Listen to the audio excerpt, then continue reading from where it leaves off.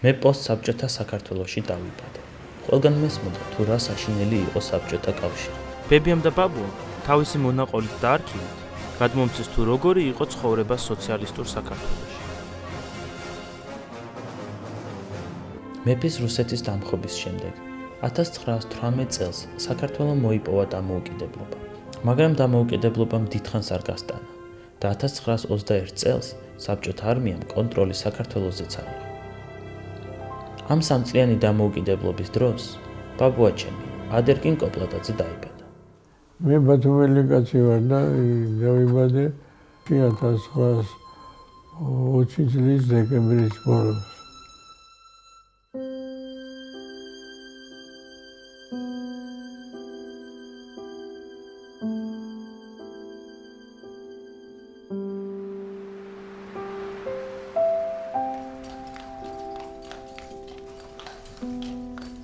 ადერკინის მშობლები, ჩემი დიდი ბებია და ბაბუა, ალექსანდრა და ივანე, 6 შვილს გაჭირვებაში ზრდიდნენ. ივანე მუშა და ბათუმის ანსამბლის წევრი იყო, ხოლო ალექსანდრა ახალგაზრდობაშივე გარდაიცვალა. 5-6 წლის ვიყავი, დედა რო გარდაეცვალა და მე მამაჩემსაც ქალი მოუყვანია, ისე გაგზარდა 6 შვილი. გვაჟდა 3 ეძვას, და გვეტყოდა ბიჭო, პირველი თქვი, შენ მეორე თქვი, შენ სპარი. მე მივიდა ყოველთვის პირველი სიმღერა კრივაჭოვის. და ვეროდი და სამიზმები გურულები უშაო იქნე ზოგადად ხები იყო და იგენ თუ უკვე რაპერქე იყო ბეუხრო ივანეს რაპერაკასი დიდი შემოსავალი სულ ღარიან და ცეგობენ და ჩვენ შეგვიძლია მიუხედავად გაჭირვებული ბავშვობისა, ადერკინმა წარმატებულ ცხოვრებას მიაღწია, მეუღლე რუსუდანთან ერთად. ბება და ბაბუ ერთმანეთს 1950-იან წლებში სულ შემთხვევით შეხვდნენ. ავდიოდი ქალაქ ომში. კიბიდან ჩამოდიოდა ერთ პატარა გოგო და შეხვედრა მომენტო რა მიგოვა და ალავაში დიდი თანამდებობა მქონდა მე და ვერ გავმედე და მეორე დღეს მივხვდი ჩემთან მისაღებში ეს გოგო მოვიდა გულასაგებია მისაღები ვარდაღლას 60 წელი ვიდება. შემდგომ იყო მაღალი თანამდებობები საბჭოთა საქართველოში და ბათუმის პირველი მდივნობა. პირველი მდივნად დევინისე 1960 წელს. მუშაობდი 15 წელს.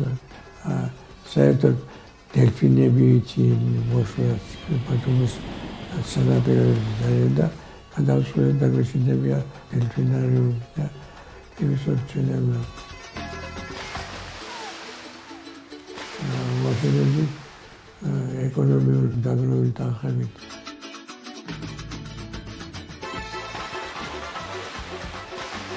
ოფიციალურად დაგვეყენებია მშენებლობისათვის და კაცი არ გამოგიყო და ვინ მოგწევდა. ბათუმი თანამედროვე ქალაქის სახე მიიღო. ბაბუს თანამდებობიდან გამომდინარე, რუსუდანმა და ადერკინმა მსოფლიო მოიარეს. მიუხედავად იმისა, რომ საბჭოთა მოქალაქეებს ქვეყნიდან გასვლა ეკრძალებოდა. მაინტერესებდა აფრიკის ქვეყნები. წავედი ზამბიაზე საინტერესო პროგრამა.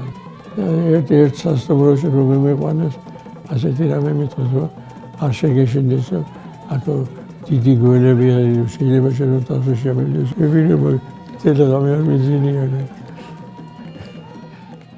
ყველაფერში შეზღუდულები ვიყავით. მეშინოდა ძალიან ყველაფერს, იმიტომ რომ ვიცოდით, რომ ერთი ის დავზრდა შემოწმებელი ვიღაცა. სადაც წავიდოდით, ესე იგი სულ უკან ვიყურებოდით, ვინ ვიყურებს, ვინ გვამოწმებს. ერთხელ ვიყავით, ქართველები იყო წასული პარიზში. ჰქონდათ გახსნილი თავიანთი რესტორანი. ჯერ ადერკინი შეშინებული ვერ მოდიოდა, იმიტომ რომ აკრძალული იყო იქ. მივედით, მეორე დღეს ყველაფერი უკვე ვიცოდა.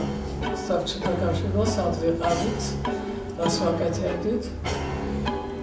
ადერკინი შეშინდა მაშინ, რომ ესეთი რაღაცა რატო გავაკეთე. ოფიციალურად კი არ იყო და იყო ჩვეულებრივი. ოფიციალურად იყო, მაგრამ მაინც შეგადას დავალებული ხოდა თვითონ მოქალაქესაც, რომ გაეწია კონტროლი ყველასთვის.